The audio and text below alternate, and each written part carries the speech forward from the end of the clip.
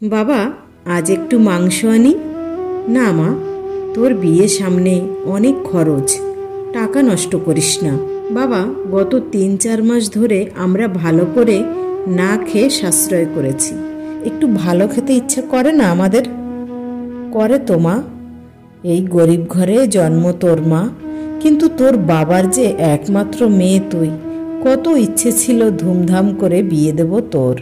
সেজন্য তুমি মায়ের ওই কটা সম্বল গয়নাগুলো অবধি বেচে দিলে বাবা। কি দরকার আমার গয়না, খাট, আলমারির? ওরা তো এসব কিছুই চায়নি। আমি মেয়ের বাবা রে মা, খালি হাতে তোকে পাঠাই কি করে? এই সংসারের জন্য তো কম করিসনি তুই। শ্বশুরবাড়ি গিয়ে তুই কথা শুনিস আমাদের অপারগতার জন্য, তা আমি চাই না। বাবা, জমিটা অবধি 5 বছরের জন্য লিজে দিলে। তোমার এই অসুস্থ শরীর, না খেয়ে মরতে হবে যে এবার, ওসব ঠিক ম্যানেজ করে যাবে। যাই, একবার প্যান্ডেলের লোকের সাথে কথা বলে আসি।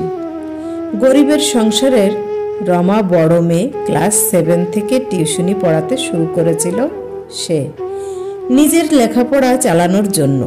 উচ্চ মাধ্যমিকের পর কলেজে পড়ার সময় দুবেলা টিউশনি করতে শুরু করে রমা।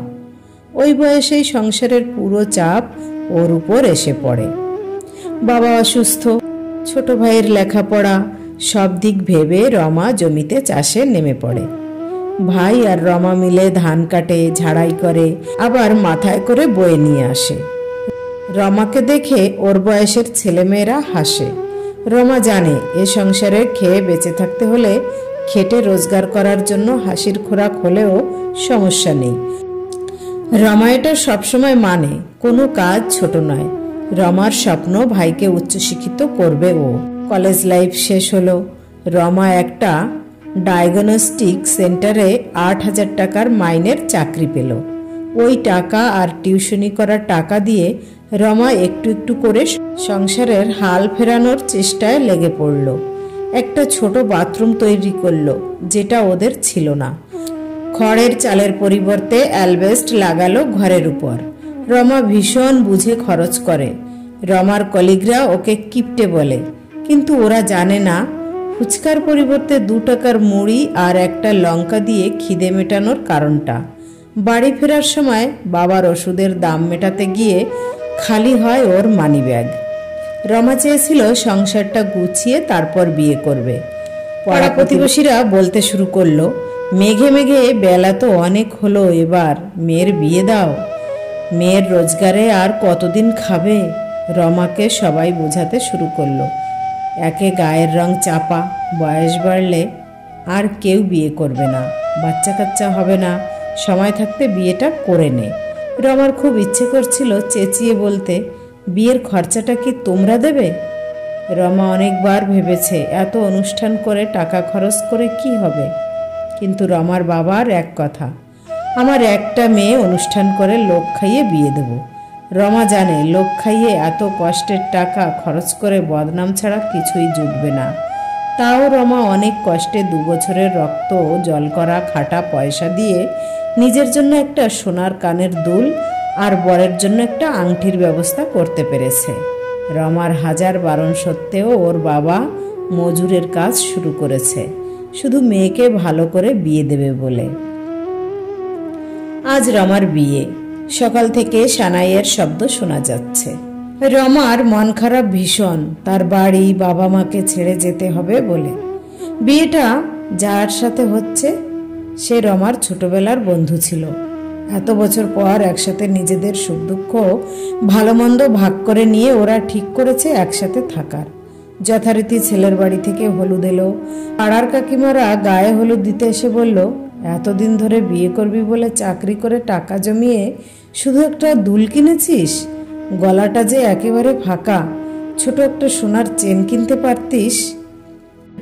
রমার এক পিসি বলে উঠল, শাড়িটা পুরো জাল যে, একটু বেশি দামি শাড়ি অন্তত কিনতে পারতিস। এত কিছু শুনতে শুনতে রমার মাথা ব্যথা শুরু হয়ে গেল। কাকা জ্যাঠার মেয়েরা এসে বলল, একটা ক্যামেরা ভাড়া করতে পারিসনি দিদি? এখন সব বিয়েবাড়িতে ক্যামেরাম্যান ছবি তোলে। সন্ধ্যায় পাড়ার এক দিদি রমাকে সাজাতে এসে বলল, অর্ধেক সাজার জিনিসই তো কেননি, এই দিয়ে সাজাবো কিভাবে? রমা বলল, যা হয় ওই দিয়েই সাজিয়ে দাও। সন্ধ্যায় বর আসতেই পাড়ার লোক উৎসুক হয়ে বর দেখল। তারপর পকোড়া কফির স্টল খুঁজে না পেয়ে ফুচকা খেতে খেতে বলল, রমার বর কানা নাকি? না গো, মানুমাসি একটা চোখ বোধহয় ছোট। ছেলের দোষ না থাকলে কি আর এমন হা ঘরে বিয়ে করে?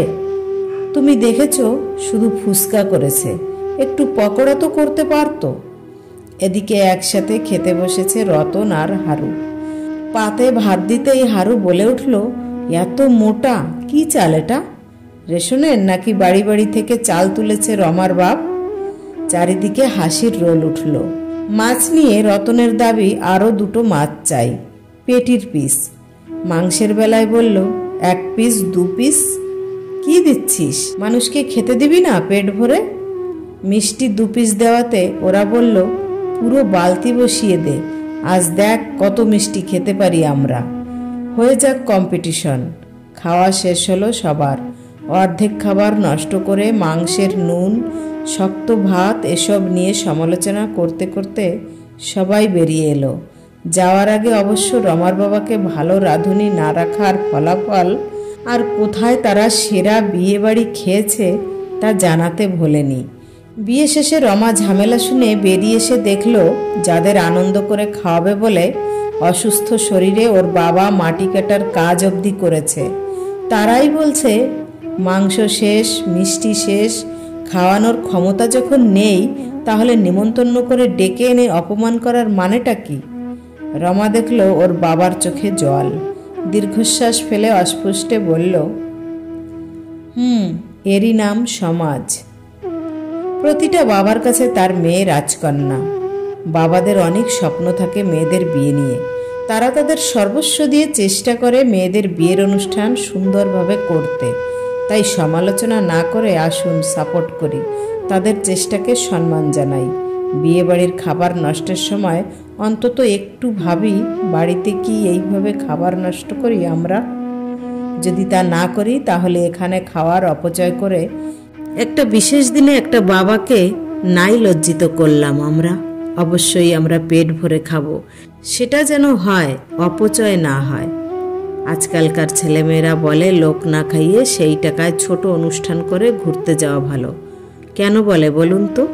সমাজ থেকে এমন তিক্ত অভিজ্ঞতা পেয়ে ওরা হতাশ। এই অভিমান সেদিন মুছে যাবে যেদিন আমরা পারবো একটা উদার, উন্নত, বিবেকসম্মত সমাজ গঠন করতে।